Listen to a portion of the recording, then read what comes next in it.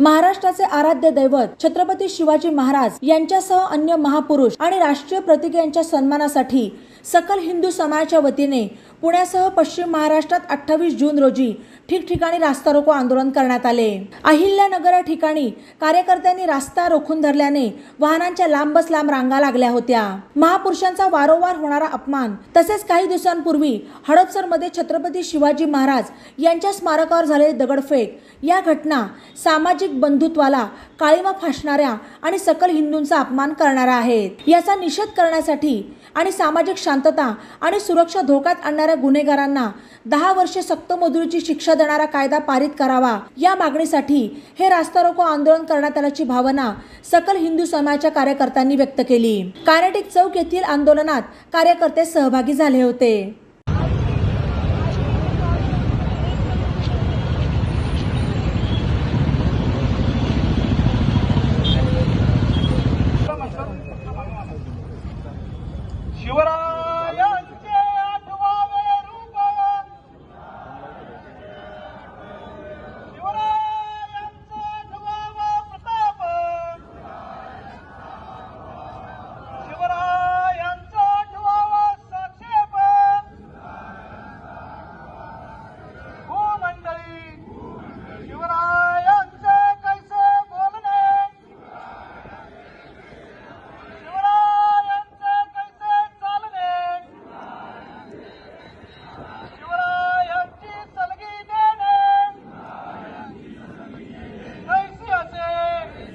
सकल सुखांचा केला त्याग।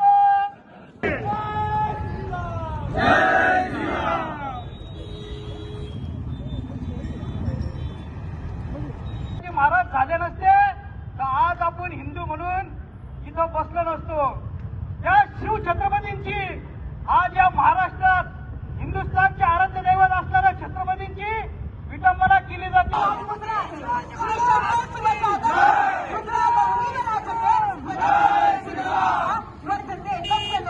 मध्ये होत असेल तर हे आम्ही शिवभक्त मात्र खपवून घेणार नाही, कारण हिंदू झुकते नाही, हिंदू रुकते नाही, हिंदू थकते भी नाही और हिंदू बिकते भी नाही, हे या सरकारने लक्षात घ्यायचंय।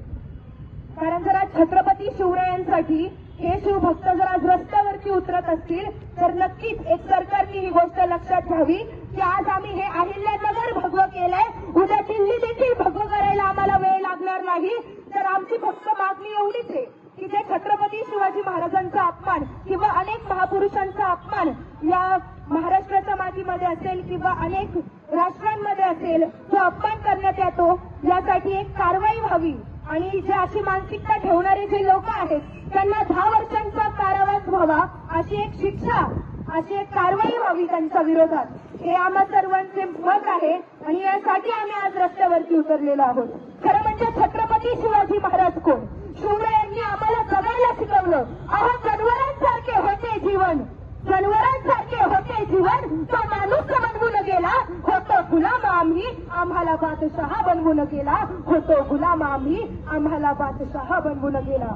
एक रात की बात है कहकर 4 साल तक मुगल लड़े, एक किला ना जीत सके और दक्खन के थे पीछे पड़े।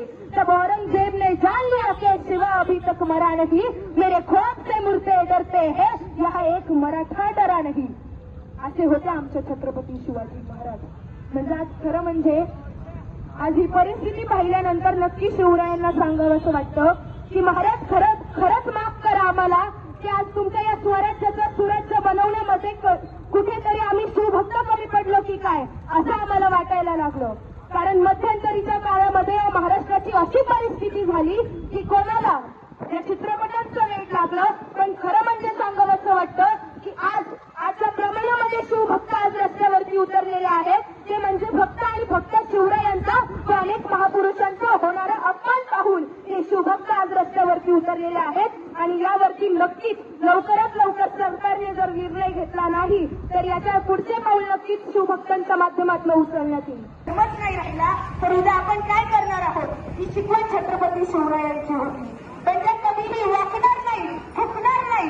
शंभूराजेंनी ज्यावेळी धर्म सोडला नाही, स्वतःच्या प्राणांची आहुती दिली, घडत असेल तर यासाठी नक्कीच आमचे शिवभक्त उभे राहतात आणि रस्त्यावरती देखील देखील उतरतात, तर खरं म्हणजे ही गोष्ट सरकारने लक्षात घ्यावी की पुन्हा जर असा अपमान किंवा शिवरायांची विटंबना जर महाराष्ट्राच्या कुठल्याही कानकोपऱ्यामध्ये घडण्यात आली तर नक्कीच यावरती आम्ही शिवभक्त शांत राहणार नाही. आणि आज आम्ही अहिल्यानगरमध्ये उतरलेलो आहोत, तर नक्कीच उद्या दिल्लीमध्ये देखील हे शिवभक्त हजर होतील आणि यावरती काहीतरी कारवाई करावी. नक्कीच जे असे विचार ठेवणारे असतील, शिवरायांचा अपमान जो या मातीमध्ये घडत असेल, अशा विचार ठेवणाऱ्या लोकांवरती कारवाई व्हावी व त्यांना 10 वर्षाचा कारावास व्हावा. असा जो एक लॉ आहे तो सरकारच्या वतीने निर्माण करण्यात यावा. कारण जे आपल्या भारताचे कॉन्स्टिट्यूशन सांगते की by the people, for the people and with the people. मग जसे हे लोकांसाठी आहे, पण जर इथे लोकांच्या विचारांचा, आमच्या भावनांचा जर इथे आदरच केला जात नसेल तर मग खरं म्हणजे सरकार हे आपल्यासाठीच आहे का, हा विचार आपण केला पाहिजे. आणि नक्कीच ज्याप्रमाणे शिवरायांनी अफजल खानाचा वध केला होता आणि सरकार हे आमच्यामुळे आज आहे, आमच्या मतदानामुळे तुम्ही आहात, ही नक्कीच गोष्ट सरकारने लक्षात घ्यावी. आणि वेळ आल्यानंतर अफजल खानाचा जसा वध केला होता त्याचप्रमाणे या सरकारचा देखील वध केल्याशिवाय मग आम्ही शिवभक्त राहणार नाही. एवढे मी आज सर्वच सकल हिंदू समाजच्या वतीने सांगू इच्छिते. धन्यवाद.